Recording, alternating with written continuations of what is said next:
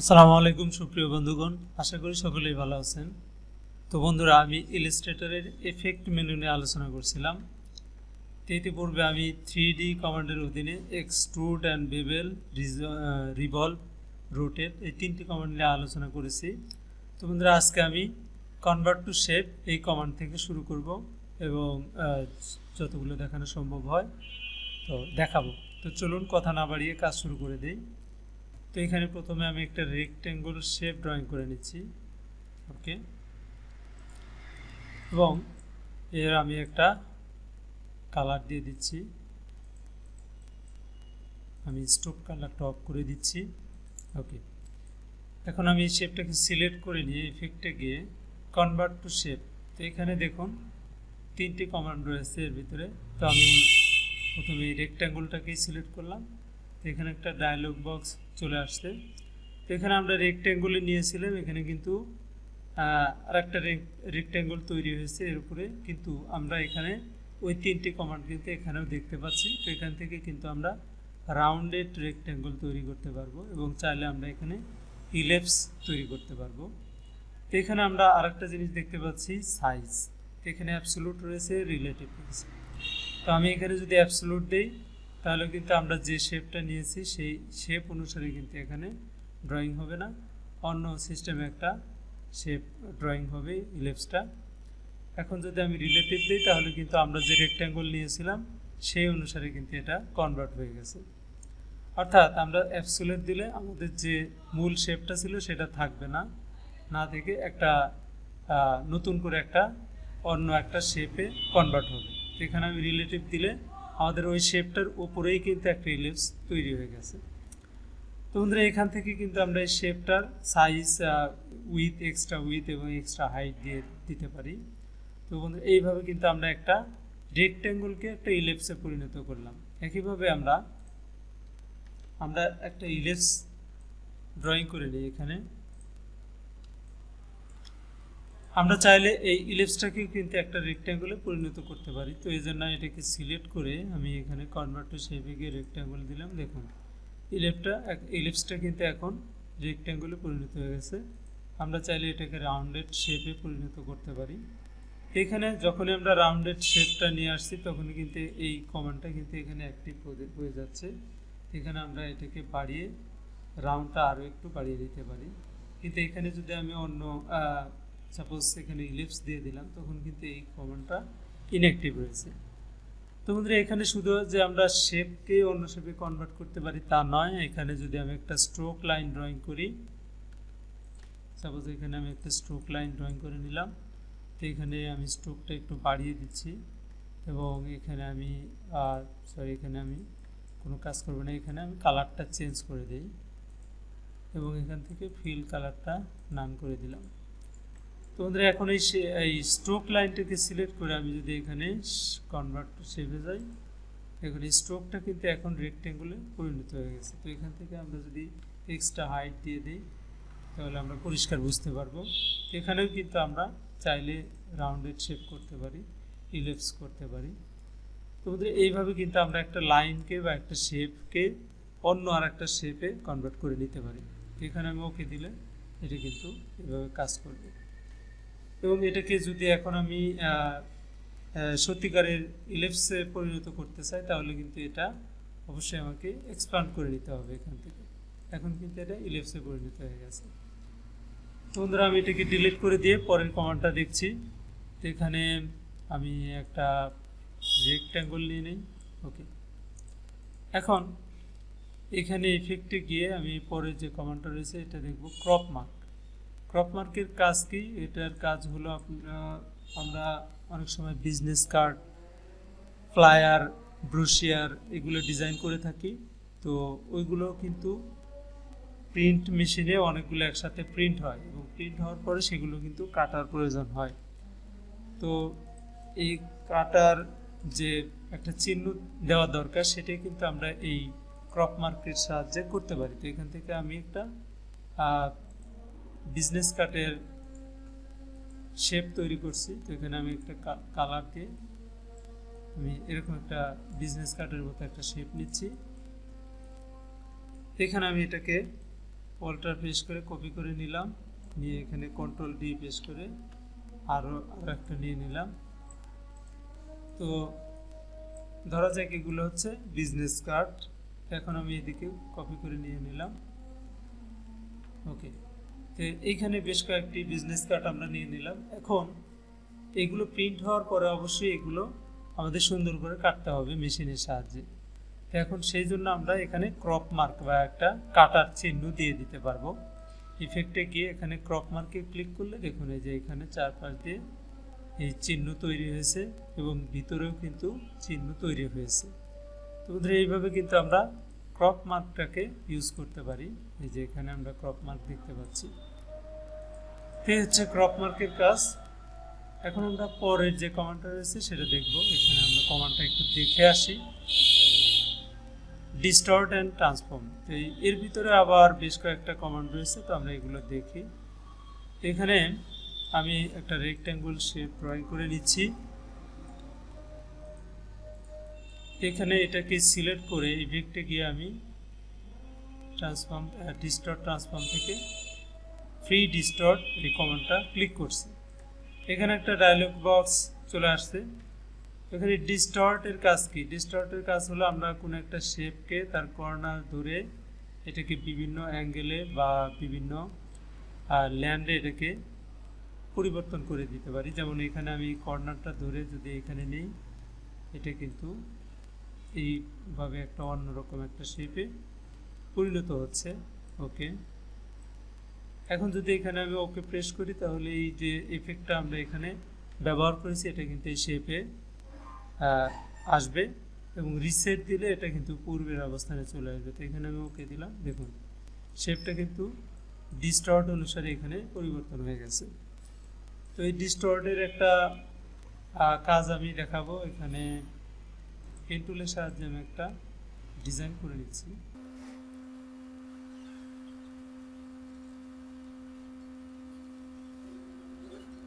বন্ধুরা আমি এখানে কিন্তু একটা ফুলের মতো একটা শেপ ডিজাইন করে নিয়েছি।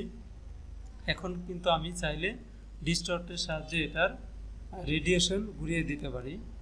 তো এখন কিন্তু এই চারটা যে লিপ রয়েছে এই চারটা কিন্তু আলাদা রয়েছে, এইগুলোকে অবশ্যই একটা শেপে পরিণত করতে হবে। এই জন্য আমরা দুইভাবে করতে পারি, রাইট বাটন ক্লিক করে কম্পাউন্ড পাথ, অথবা এটাকে সিলেক্ট করে এখানে প্যাথ ফাইন্ডার থেকে ইউনাইট করে দিতে পারি। তো এখানে আমি ক্লিক করলে এটা কিন্তু একটা অবজেক্টে পরিণত হয়ে যাবে।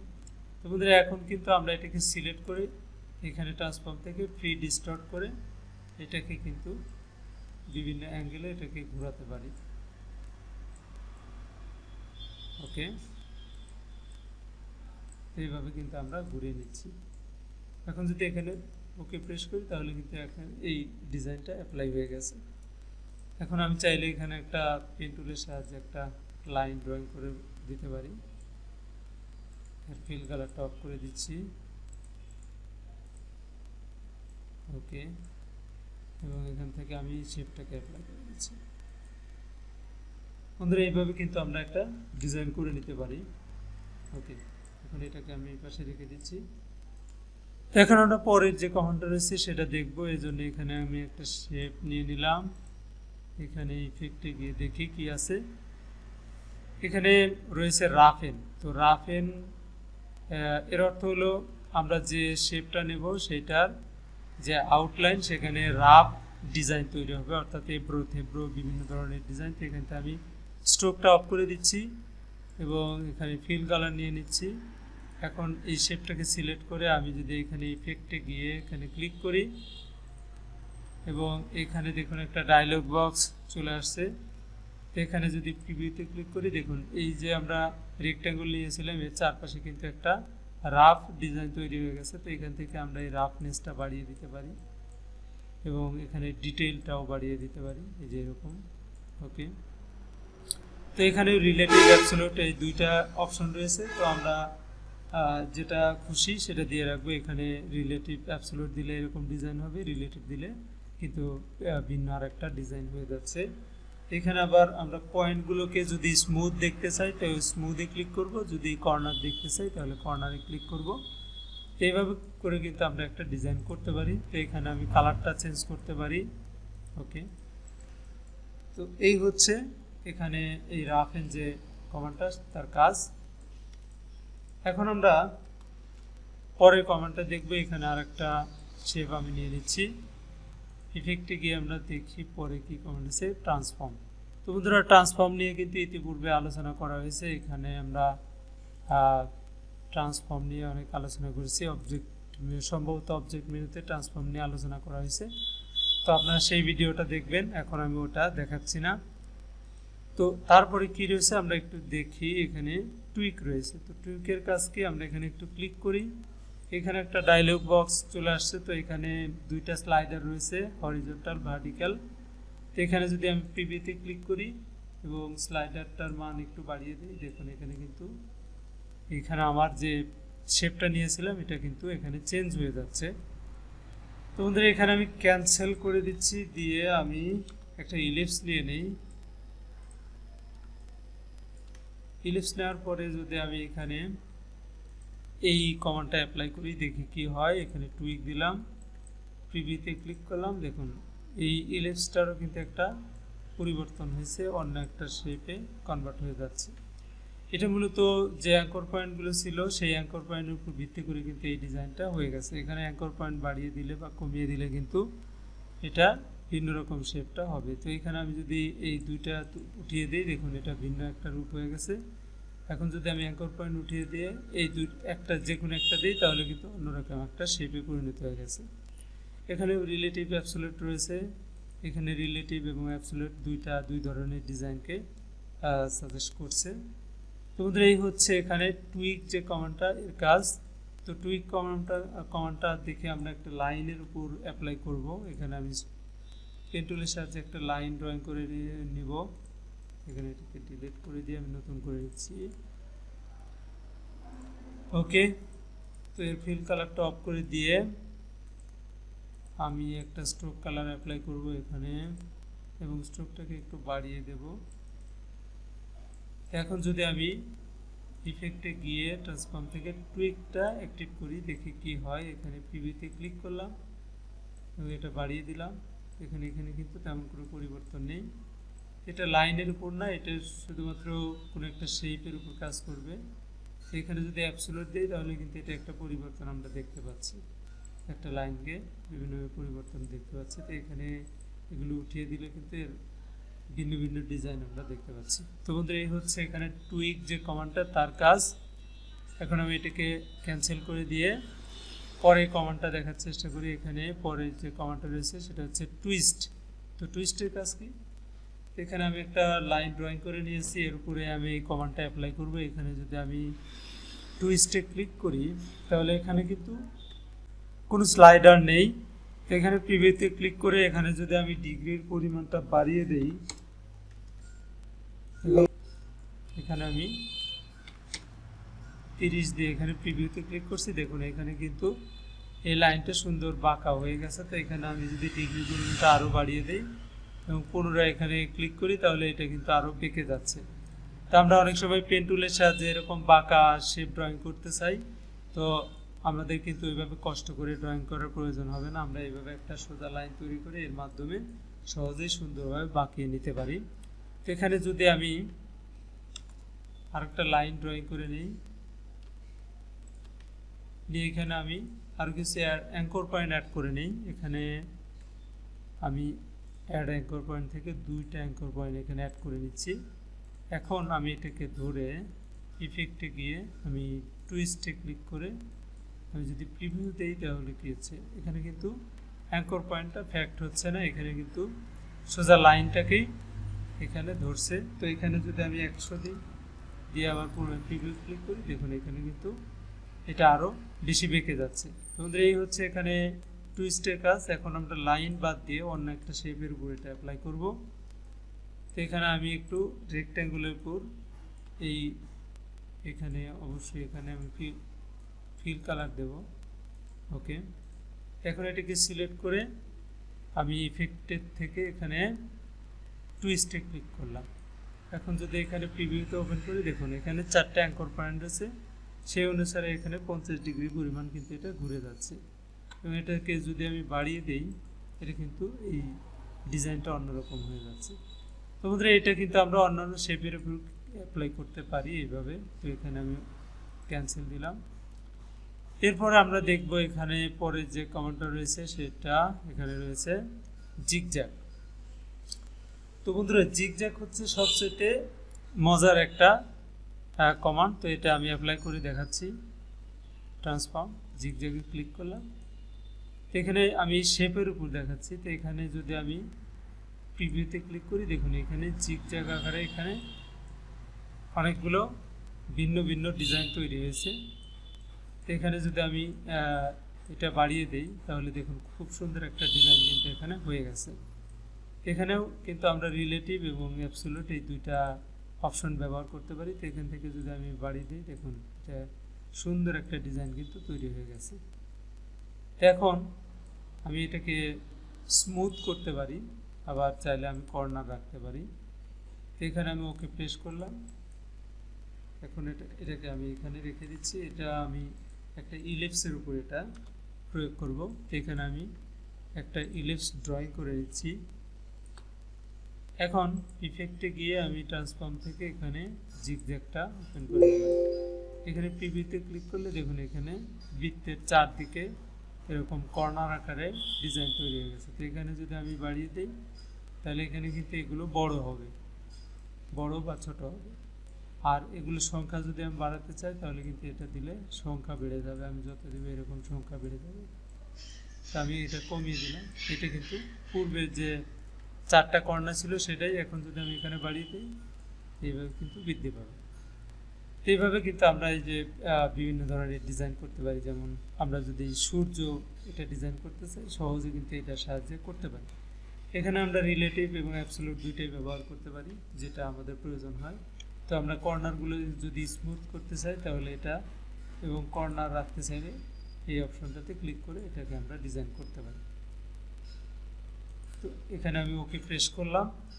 ওকে। তো বন্ধুরা আমরা চাইলে কিন্তু কোনো একটা লাইনের উপরে এটাকে অ্যাপ্লাই করতে পারি। তো আমি এখানে একটা লাইন ড্রয়িং করে নিলাম এবং এর একটা স্ট্রোক কালার দিয়ে দিচ্ছি,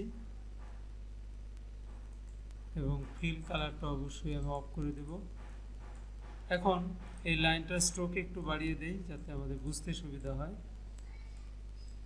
আমরা এই লাইনটাকে সিলেক্ট করে ইফেক্টে গিয়ে এখানে ট্রান্সফর্ম থেকে জিগজ্যাগটা ক্লিক করলাম। এখানে প্রিভিউতে ক্লিক করে দেখুন লাইনটা এঁকে বেঁকে যাচ্ছে। তো এখান থেকে আমরা এর মানে দূরত্ব বা আঁকাবাঁকার যে এটা থিকনেস এটা বাড়িয়ে দিতে পারি, এবং এখানে এইটার পরিমাণও বাড়িয়ে দিতে পারি। এখান থেকে আমরা চাইলে এটাকে স্মুথ করতে পারি এবং কর্নার দিলে এটা কর্নার আকারে থাকবে। তো এইভাবে কিন্তু আমরা কাজ করতে পারি। এখানে যতগুলো দেব ততই এখানে তৈরি হবে। এখানে রিলেটিভ এবং অ্যাবসোলিউট এখানে দুইটা কমান্ড রয়েছে। তো এইভাবে কিন্তু আমরা সুন্দরভাবে এটার কাজ করতে পারি। তো বন্ধুরা এই হচ্ছে এখানে আমাদের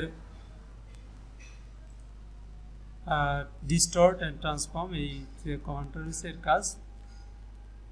এরপরে এখানে আমি এই কমান্ডটা দেখিয়ে আজকে ভিডিও শেষ করব। এখানে অফসেট পাথ রয়েছে। তো অফসেট পাথের কাজ কি এটা আমরা একটু দেখি। আমরা যদি এখানে একটা রেক্ট্যাঙ্গল শেপ নেই এবং এখানে ইফেক্টে গিয়ে পাথ থেকে অফসেট পাথ এটাতে ক্লিক করি, এখান থেকে কিন্তু আমরা এই যে শেপটা রয়েছে এটা প্রিভিউ ক্লিক করি, দেখুন এখানে এই শেপটাই কিন্তু 10 পিটি পরিমাণ বৃদ্ধি পেয়েছে। তো এখানে যদি আমি এটাকে আরেকটু বাড়িয়ে দিই, দেখুন এখানে কিন্তু 40 পিটির পরিমাণ এটা কিন্তু বৃদ্ধি পেয়ে গেছে। এখানে আমরা দেখতে পাচ্ছি জয়েন, এটা যে শেপটা হবে এটা জয়েন কি হবে। তো এখানে মিটার দেওয়া আছে। আমি যদি রাউন্ডেড দিই দেখুন এটা কিন্তু রাউন্ড হয়ে গেছে, এবং এটাকে যদি বেভেল দিই তাহলে কিন্তু এইভাবে একটা শেপ তৈরি হয়ে গেছে। এখান থেকে আমি মিটারে রাখলাম। এখন যদি এখানে ওকেতে প্রেস করি তাহলে কিন্তু আমার পূর্বের যে শেপটা ছিল সেটা থেকে অফসেট হয়ে এইটা একটা তৈরি হয়েছে। তো বন্ধুরা এখানে আমরা আর একটা কাজ দেখব। অফসেটে কিন্তু আর একটা অপশন রয়েছে। তো সেটা হলো এখান থেকে যদি আমি আর একটা রেক্ট্যাঙ্গল নিয়ে নেই এবং এখানে অবজেক্টে গিয়ে এখানে কিন্তু পাথ অফসেট পাথ রয়েছে, এইখানে যদি ক্লিক করি তাহলে এখানে প্রিভিউতে ক্লিক করলে দেখুন আমার পূর্বের যে রেক্ট্যাঙ্গলটা সেটা মানে অক্ষত অবস্থায় রয়েছে, কিন্তু এর সাথে নতুন একটা তৈরি হয়েছে। এখানে ওকেতে প্রেস করলে আমরা কিন্তু এখান থেকে দুইটাই দেখতে পাচ্ছি। ওকে, এইভাবে এই অফসেট পাথের সাহায্যে আমরা এইভাবে কাজ করতে পারি, কিন্তু এখানে যে অফসেট পাথটা রয়েছে সেটার কাজ কিন্তু একটু ভিন্নতা রয়েছে। এই হচ্ছে এখানে অফসেট পাথের কাজ। তো বন্ধুরা এখন আমি এই অফসেট পাথের ভিতরে আর যে দুটা কমান্ড রয়েছে এটা নিয়ে একটু আলোচনা করব। এখানে আউটলাইন অবজেক্ট, আউটলাইন স্ট্রোক। তো এখানে আউটলাইন অবজেক্ট, আউটলাইন স্ট্রোকের কাজটা দেখাইতে হলে আমাকে টেক্সট নিয়ে আসতে হবে। আমি এখান থেকে একটা টেক্সট নিয়ে আসছি, এখান থেকে টেক্সটের ফন্টটা একটু চেঞ্জ করে দেই, নিচটা বোল্ড দিয়ে দিলাম। ওকে, তো বন্ধুরা আমরা দেখতে পাচ্ছি এই টেক্সটের চার সাইডে আমরা যখন সিলেক্ট করছি একটা আউটলাইন দেখতে পাচ্ছি এরকম। আউটলাইনটা কিন্তু টেক্সট থেকে একটু দূরে, তো আমি এখানে বোঝার সুবিধার্থে এটাকে অল ক্যাপস দিয়ে দিলাম। দেখুন এখানে কিন্তু টেক্সটের উপরেই কিন্তু আউটলাইনগুলো শো করছে। এখন এখান থেকে ইফেক্টে গিয়ে আমি যদি পাথ থেকে আউটলাইন করি, তো আমি এখানে একটা কপি করে রেখে দেই। ওকে, এটাকে যদি আমি আউটলাইন করে দেই পাথ থেকে আউটলাইন অবজেক্ট, দেখুন এখানে কিন্তু উপরের যে বাউন্ডারিটা ছিল বা লাইন ছিল সেটা কিন্তু নেই। এখন কিন্তু এই টেক্সটের এই সাথে লাইনটা তৈরি হয়ে গেছে। আমি এটাকে সিলেক্ট করছি দেখুন, এবং এটাকে সিলেক্ট করছি দেখুন। এখন আমি এটাকে এখানে রেখে দিলাম এবং এটাকে আর একটা কপি করে নিচ্ছি, নিয়ে এখন আমি পরের যে কমান্ডটা রয়েছে সেটাকে অ্যাপ্লাই করব। এখানে পাথ থেকে আউটলাইন স্ট্রোক, এখানে ক্লিক করলে একই যে অবস্থা, একই কিন্তু কাজ করছে এখানে। তো বন্ধুরা এরকম আর একটা কমান্ড রয়েছে, সেটা হলো এখানে আমি দুইটাকে রেখে দিচ্ছি। আমি এই এই টেক্সটটাকে আমি নিচ্ছি, এই দুইটাকে আমি নিচে রেখে দিলাম। এটা কিন্তু মূল টেক্সট। এখন এই টেক্সটটাকে আমি কপি করে নিয়ে এই টেক্সটটা একটু আমি এখান থেকে অবজেক্টে গিয়ে এক্সপান্ড, অথবা এখানে আমরা রাইট বাটন ক্লিক করে ক্রিয়েট আউটলাইন, এটা যদি করি তাহলেও কিন্তু একই অবস্থা হচ্ছে, কিন্তু এই দুটার ভিতরে কিন্তু ডিফারেন্স রয়েছে।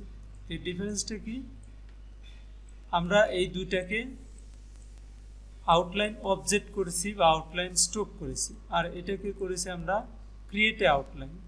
তো ক্রিয়েট আউটলাইন করলে আমরা কিন্তু পরবর্তীতে এটাকে আর টাইপ করতে পারবো না, এটা টাইপ করার কোনো সুযোগ থাকবে না। কিন্তু আমরা যখন আউটলাইন অবজেক্ট করেছি এখানে কিন্তু আমরা নির্দ্বিধায় টাইপ করতে পারবো। এবং আমরা যেটাকে ক্রিয়েট অবজেক্ট করেছি, আউটলাইন স্ট্রোক করেছি, সেটাও কিন্তু টাইপ করা যাবে। কিন্তু আমরা যখন ক্রিয়েট আউটলাইন করব, যেমন আমি এটাকে আবার ক্রিয়েট আউটলাইন করছি, রাইট বাটন ক্লিক করে ক্রিয়েট আউটলাইন, তখন কিন্তু এটা আর টাইপ করা বা এটাকে মডিফাই করা সম্ভব হবে না। তো বন্ধুরা এই হচ্ছে এখানে ইফেক্টের ভিতরে যে পাথের যে তিনটা কমান্ড রয়েছে সেইটার কাজ।